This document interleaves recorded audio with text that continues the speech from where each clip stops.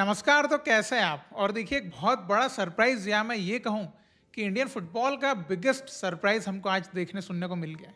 हम काफ़ी सालों से एक उम्मीद कर रहे हैं, क्योंकि एक ही इकलौती उम्मीद की किरण इंडियन फुटबॉल में बची है कि फॉरेन में जो हमारे इंडियन ओरिजिन के प्लेयर्स हैं वो इंडिया में आएँ और खेलें। इसके अलावा कोई ऑप्शन नहीं है कि इंडियन फुटबॉल आगे बढ़ सकता है, क्योंकि हमारी डेवलपमेंट को रोक के रखा है। जो हमारी फेडरेशन है उसने प्रण लिया है, ठान लिया है, प्रतिज्ञा लेके रखी है कि चाहे कुछ हो जाए, लोग मरते हैं तो मरने दो, इंडियन फुटबॉल बर्बाद होता है होने दो, लेकिन हम ग्रास रूट लेवल पे काम नहीं करेंगे, हम यूथ डेवलपमेंट पे काम नहीं करेंगे, हम कुछ नहीं करेंगे। तो फैंस ने कहा कि भाई हमारे इंडियन ओरिजिन के प्लेयर्स ही ला लो, अगर कुछ ही नहीं करना है तो एटलीस्ट वही हमारे लिए कुछ कर देंगे। तो ऐसा कुछ हमारे यहाँ पर अब होने वाला है, क्योंकि रयान विलियम्स जो कि ऑस्ट्रेलियन प्लेयर है, ऑस्ट्रेलिया की नेशनल टीम से खेल भी चुके हैं और इंडिया में वो आईएसएल में बेंगलुरु एफसी के लिए खेलते आ रहे हैं 2 साल से। उन्होंने इंडियन पासपोर्ट ले लिया है। अब देखिए, रयान विलियम्स पहले इंडियन ओरिजिन प्लेयर हमारे लिए नहीं रहेंगे। पहले भी जो जापानीज़ अराटा इजुमी है वो इंडियन ओरिजिन के प्लेयर है जो हमारे लिए खेल चुके हैं। बट देखिए, उन्होंने अपना मोस्टली जो टाइम है इंडियन लीग्स में बिताया था, तो उनका जो गेम है वो उतना डिफरेंट लगा ही नहीं था, ये आप क्लियरली बोल सकते हैं। अभी रयान विलियम्स का गेम थोड़ा डिफरेंट लगता है, क्योंकि वो उन्होंने अपना ज़्यादा जो प्राइम टाइम है वो उन्होंने बिताया है ऑस्ट्रेलिया में और उधर अच्छी लीग्स में, तो इसलिए उनके आने से थोड़ा सा डिफरेंस आ सकता है। इसलिए इसको हम बहुत ज़्यादा एक बड़ा मूव लेके चल रहे हैं। तो काफ़ी चीज़ें अब वो मिस करेंगे। एक इंटरनेशनल पासपोर्ट उनके पास स्ट्रॉन्ग पासपोर्ट था, लेकिन उन्होंने ये किया है शायद देश के लिए, इस देश के लिए जहाँ पर उनके पेरेंट्स रहा करते थे पहले।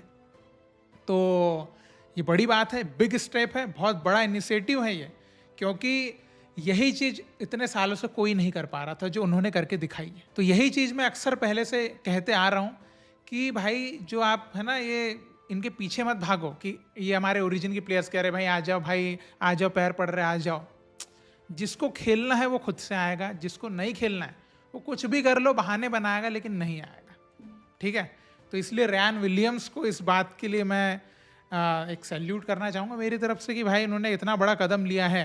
क्योंकि आज जहाँ देश के लोग हमारे पासपोर्ट गिव अप करके बाहर जा रहे हैं कि हमको बेटर लाइफ चाहिए, हमको ये चाहिए वो चाहिए, वहाँ पर एक ऑस्ट्रेलियन पासपोर्ट वाला बंदा जो है वो इंडिया में आया और मेनली उन्होंने इंडिया टीम से खेलने के लिए ये सिटीजनशिप ली है, इसलिए सबसे बड़ी बात है।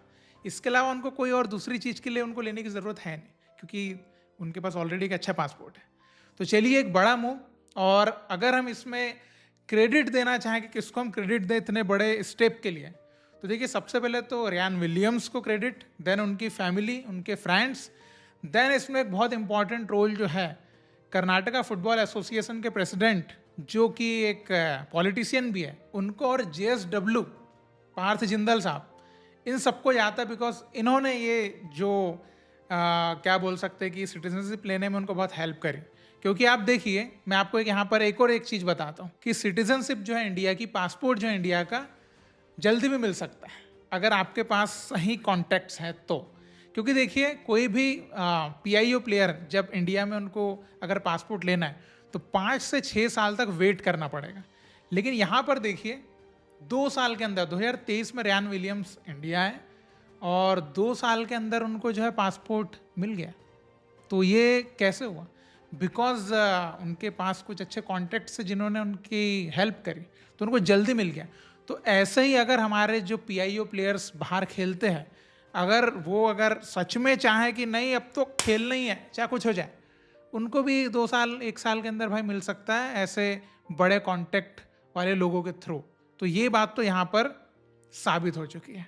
ठीक है? अब अगर किसी ने बाहर होशियारी मारी कि मेरे को खेलना है लेकिन हो नहीं पा रहा है, तो वो भाई बहाने बना रहा है, बीच में उसकी खुद की इच्छा जो है वो रोक रही है उसको। बाकी वो इंडिया की व्यूवरशिप लेने के लिए बातें बनाएगा, ये चीज़ यहाँ पे समझ में आ गई। और रयान विलियम्स के अलावा एक और न्यूज़ आ रही है कि अवनीत भारती जो हमारे इंडियन प्लेयर ही है, बस वो काफ़ी टाइम से इंडिया में नहीं खेल रहे, तो वो भी, उनको भी मतलब कि इंडियन नेशनल टीम की ट्रायल्स के लिए बुलाया है। तो देखते हैं कि वो कितना अच्छा भी खेल रहे हैं, क्योंकि वो काफ़ी टाइम से फॉरेन में खेल रहे हैं। और एक बात मैं बोलना चाहूँगा कि 2015 में अंडर 16 की ट्रायल के लिए भी उनको बुलाया गया था, लेकिन उस टाइम पे सिलेक्ट नहीं हो पाए थे। तो अभी देखिए मैंने उनका गेम उतना एनालाइज नहीं किया है कि वो कैसा खेल रहे हैं, इंडियन टीम के हिसाब से कितना बेटर वो हो सकते हैं, और उधर उनको कितना गेम टाइम मिल रहा है, क्योंकि उधर वो बोलीविया की टॉप डिवीज़न में खेल रहे हैं, तो उधर कितना गेम टाइम मिल रहा है, ये सब चीज़ें भी है। क्योंकि देखिए मैं आपको एक चीज़ बताता हूँ, जब कोई प्लेयर फॉरेन में कंटिन्यूसली खेलता है तो उसको क्लब्स मिलते रहते हैं, लेकिन वहाँ पर उसको कितना गेम टाइम मिल रहा है, कितना वो अच्छा परफॉर्म कर रहा है, ये चीज़ें भी मैटर करती है। यही नहीं कि सिर्फ बाहर खेल रहा है तो ही इज़ बेटर, ये नहीं होता है। उधर वो कितना रेगुलरली खेल रहा है वो बताती है कि वो कितना बेटर है। तो वो चीज़ अभी देखते हैं कि वो कैंप में आएंगे, अगर वहाँ पे अच्छा परफॉर्म करते हैं तो वो टीम में आ जाएंगे।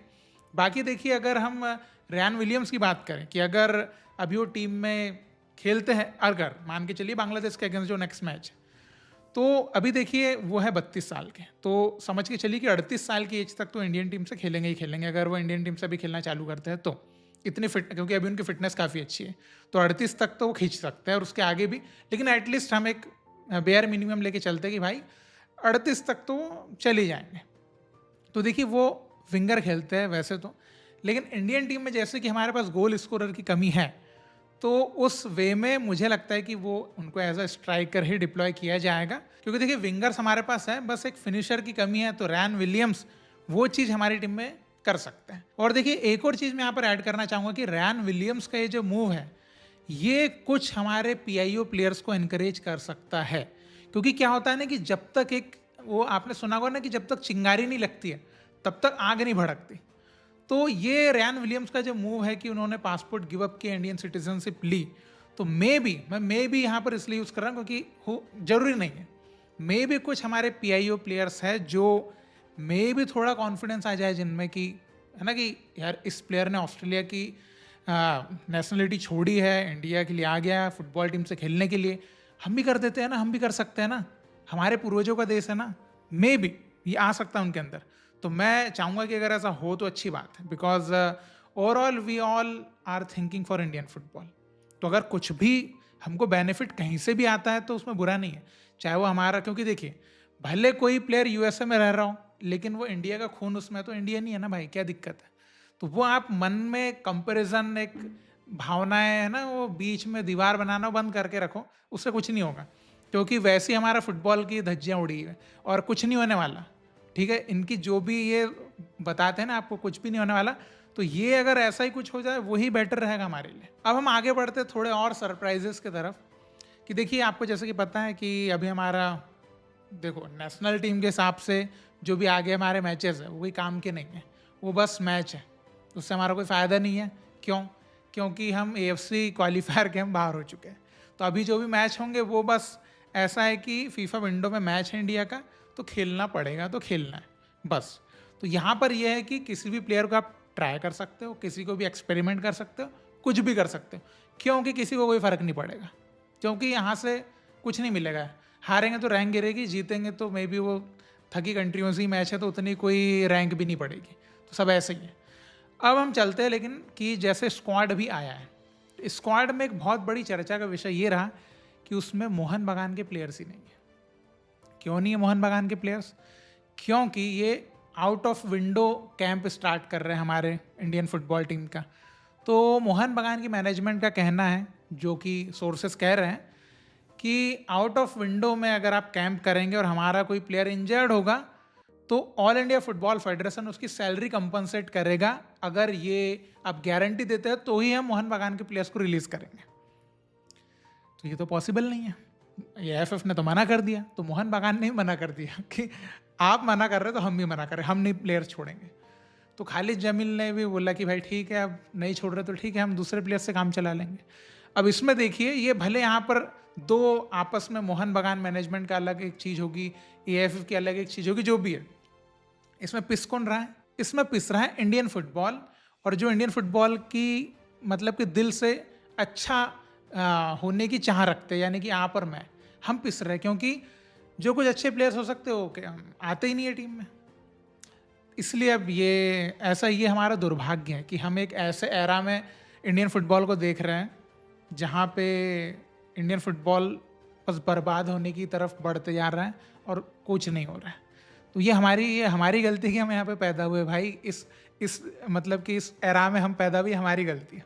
चलो उसको हम हमारे ऊपर ले लेते हैं, ठीक है। अब देखिए मोहन बगान ने जो प्लेयर रिलीज नहीं किए फिर से एक बार और, तो इसका घाटा सिर्फ क्या हमारी सीनियर नेशनल टीम में होने वाला नहीं, ये अंडर-23 पे भी इसका घाटा हो रहा है, क्योंकि वहाँ पर हमारा एक बहुत अच्छा प्लेयर है सुहेल अहमद भट्ट, वो प्लेयर भी रिलीज नहीं किया। तो हमारे अंडर-23 का भी मैच है थाईलैंड से 15 नवंबर को, और 18 नवंबर को सीनियर टीम का है, तो उस प्लेयर को भी रिलीज नहीं किया। तो जो इतना अच्छा स्ट्राइकर हमारा, जिसको हम चाह रहे हैं कि भाई ये बनेगा अच्छा स्ट्राइकर, भाई रिलीज ही नहीं करेंगे तो क्या बनेगा, कहाँ से बनेगा।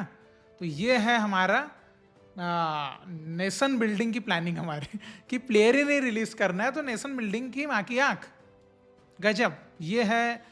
तो दो आप गाली दो भाई, मैं नहीं दे सकता इसलिए आप दो। अब इसके आगे हम बढ़ते हैं कि देखिए एक तो सुनील छेत्री को अभी स्क्वाड में नहीं लिया गया है खालिद जमील के द्वारा, ये अच्छा मूव है। सुनील छेत्री को अब आप ड्रॉप रखो, मत लो, उनको ISL खेलने दो, ये मेरी दिली रिक्वेस्ट रहेगी। और मुझे पता है कि इंडियन फुटबॉल फैंस यही चाहते हैं, बिकॉज अब हमको जो है ना नए पत्ते खोलना है भाई, अब वो वक्त बीत चुका है। देखियो लेजेंड की रिस्पेक्ट दिल से है, लेकिन हमको मूव ऑन करते आना चाहिए। अगर हम मूव ऑन नहीं कर पाएंगे तो पास्ट में रहने वाला इंसान कभी प्रगति नहीं कर सकता, हम प्रगति ही नहीं कर पाएंगे। इस चीज़ को ऑल इंडिया फुटबॉल फेडरेशन को समझना पड़ेगा कि भाई ऐसी घटिया हरकत अब दोबारा मत करना। और एक और चीज़ के अंडर-23 के हिसाब से मोहम्मद सुहेल जो है उनको इंजरी हो गई है, तो वो भी थाईलैंड के अगेंस्ट नहीं दिखेंगे। तो मेरा तो one of the favourite player चल रहा है वो अभी, कि मोहम्मद सुहेल को देखने का ही मज़ा आता है अंडर-23 में सबसे ज़्यादा। वैसे तो पूरी टीम एक तरफा है, लेकिन वो प्लेयर एक अलग ही है, मतलब मज़ा आ आता है, तो वो अभी हमको देखने को नहीं मिलेगा। और एक और अच्छी बात कि अंडर-23 प्लेयर मोहम्मद सनन को सीनियर टीम का कॉल अप आ गया, वेरी गुड।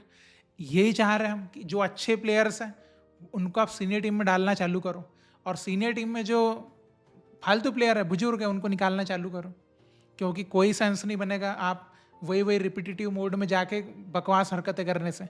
अब यंग प्लेयर्स को चांस दो, हारो, उनके साथ हारो तो हमको बुरा भी नहीं लगेगा आप, लेकिन जो प्लेयर परफॉर्म ही नहीं करता उसको आप खिला खिला के हारोगे ना, तो पब्लिक में मिलोगे तो तमाचे खाओगे आप, ये मैं सच बता रहा हूँ। तो देखिए अब नेशनल टीम के हिसाब से जो अगला मैच है हमारा बांग्लादेश के अगेंस्ट, उसका कोई बहुत ज़्यादा इंटरेस्ट तो मुझे तो उतना इंटरेस्ट नहीं है, लेकिन अगर रयान विलियम्स इस मैच में अगर खेल जाए तो भाई इंटरेस्ट बिल्कुल वापस आएगा। बिकॉज मैं देखना चाहूँगा कि रयान विलियम्स एक फॉरेन प्लेयर जब हमारी टीम में ऐड होता है, फिर हमारी टीम खेलेगी तो क्या एक कॉन्फिडेंस आएगा टीम में, और किस तरह से हमारी अटैकिंग लाइन किस तरीके से रहेगी।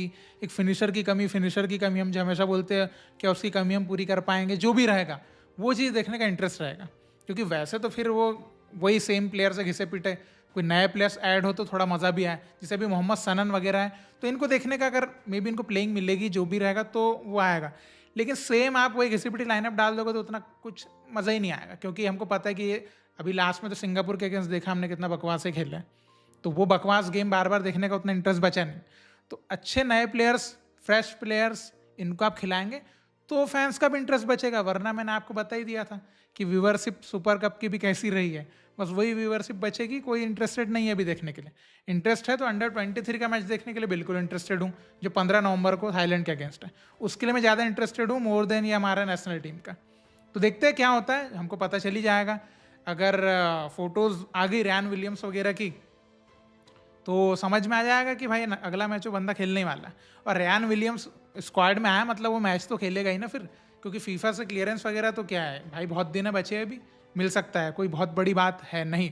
और एनओसी भी आ जाएगी, ऑस्ट्रेलिया से जो एनओसी की बात है वो भी आ जाएगी, क्योंकि बहुत टाइम है अभी, 18 नवंबर को मैच है, अभी काफ़ी दिन बचे हैं, इतना सफिशेंट टाइम होता है। तो इन सब चीज़ों के ऊपर आपके क्या थॉट्स हैं? जो रयान विलियम्स ने इंडियन सिटीजनशिप ली, मोहन बगान के प्लेयर्स स्क्वाड में फिर से नहीं हैं, और इससे हमारा क्या नुकसान हो सकता है, या जो भी चीज़ें आपको लगती है, और जो भी आपके थॉट्स है, जो भी करंट सिचुएशन चल रही है इंडियन फुटबॉल में, ISL वाईएसएल की चीज़ें, आई लीग की चीज़ें, जो अता पता ही नहीं है when these tournament will start. तो जो भी आपके थॉट्स है जरूर कमेंट में लिख के बताइएगा। बाकी और भी कुछ ऐसी बातें आएगी तो हम डिस्कस जरूर करेंगे। तो फिर मिलते हैं, जय हिंद।